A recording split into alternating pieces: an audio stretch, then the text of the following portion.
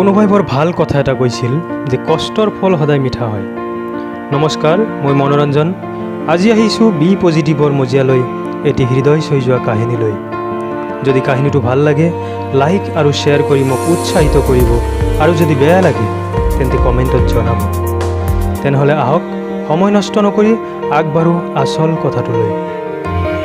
এবাৰ এখন হাবিৰ মাজত কিছুমান সগুনে বাস কৰিছিল।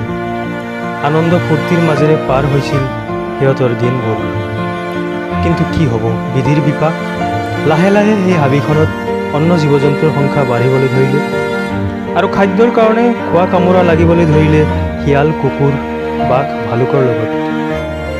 বুঢ়া মুখিয়াল শগুনটোৱে এই কথাটো ভাল পোৱা নাছিল, কাৰণ বুঢ়া হ'লেও তাৰ মনটো আছিল অদম্য সাহস আৰু আত্মবিশ্বাসেৰে ভৰপূৰ।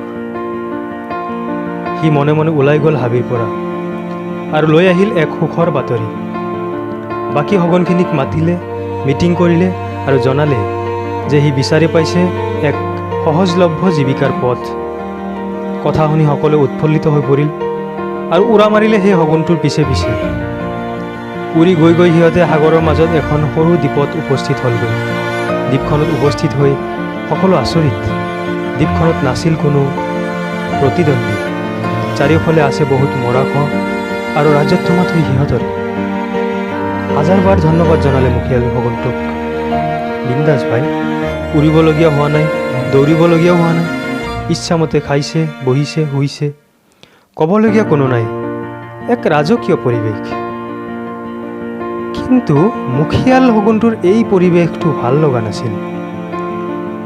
সি যেন কিবা এটা বিপদৰ গন্ধ পাইছিল, কাৰণ সি দেখা পাইছিল শগুনখিনিয়ে আৰামত খাই খাই লাহে লাহে হেৰুৱাই পেলাইছে সিহঁতৰ প্ৰাকৃতিক ক্ষমতা, আৰু কমি গৈছে সিহঁতৰ ডেউকাৰ বল আৰু উপস্থিত বুদ্ধি। সি এখন সভা আহ্বান কৰিলে আৰু খুলি ক'লে সকলোখিনি কথা। লগতে এয়াও ক'লে যে আগৰ সেই হাবিখনলৈ উভতি যোৱাটোৱে উত্তম পন্থা হ'ব।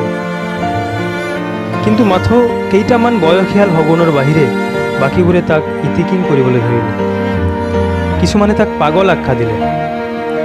ইমান ধুনীয়া জীৱিকাৰ পথ এৰি কোনে যাব সেই হাবিখনলৈ কষ্ট কৰি মৰিবলৈ? উপায় নাই, বুঢ়া শগুনে আন দুটামান বন্ধুৰ লগত উৰা মাৰিলে আগৰ ঠাইলৈ। কাৰণ সি অনুমান কৰিছিল ভৱিষ্যতে ঘটিবলগীয়া ঘটনাবোৰ। গুচি গ'ল যদিও তাৰ মনে মানা নাছিল। মনৰ দুখ মনত লৈ দিনবোৰ পাৰ কৰিছিল। এবছৰমান পিছত সি এবাৰ দ্বীপখনৰ পৰা ফুৰি আহিবলৈ মনস্থ কৰিলে। ভবামতেই কাম। কিন্তু সি আচৰিত হৈ গ'ল। দ্বীপখনত এটাও শগুন দেখা নাপালে। মন চঞ্চল হৈ পৰিল আৰু জোৰে জোৰে ডেউকা কোবাই উৰিবলৈ ধৰিলে তেওঁ। হঠাৎ চকু পৰিল কেইটামান মৰা শগুনৰ ওপৰত। হায় হায়, এয়া কি? আৰু কিছু দূৰত দেখা পালে এটা আধা মৰা শগুন। সি তৎক্ষণাত তাৰ ওচৰ চাপিলে আৰু সুধিলে, কিয় হ'ল এই পৰিস্থিতি? তেতিয়া সেই আধা মৰা শগুনটোৱে যিখিনি কথা ক'লে শুনি মুখিয়ালজনে চকু পানী ধৰি ৰাখিব নোৱাৰিলে। কিছুদিন আগত হেনো দ্বীপখনলৈ আহিছিল কেইটামান বাঘৰ পোৱালি। প্ৰথম অৱস্থাত সিহঁতে শগুনকেইটাৰ লগত একেলগে খাদ্য গ্ৰহণ কৰিছিল। পিছত যেতিয়া গম পালে যে শগুনকেইটা উৰিবও নাজানে, দৌৰিবও নাজানে, তেতিয়াৰ পৰাই শগুনকেইটাক কোনো এটা মৰাশৰ ওচৰ চাপিবলৈ দিয়া নাই। আৰু এনেদৰেই খাবলৈ নাপায় আজি সকলোকেইটাই মৃত্যুবৰণ কৰিবলগীয়া হৈছে ধীৰে ধীৰে। বহুত কৰুণ কাহিনী, নহয়নে বন্ধুসকল? আমিও বাৰু নিজকে কেনেবাকৈ এই শগুনকেইটাৰ দৰে পংগু কৰি পেলাইছোঁ নেকি মানসিকভাৱে?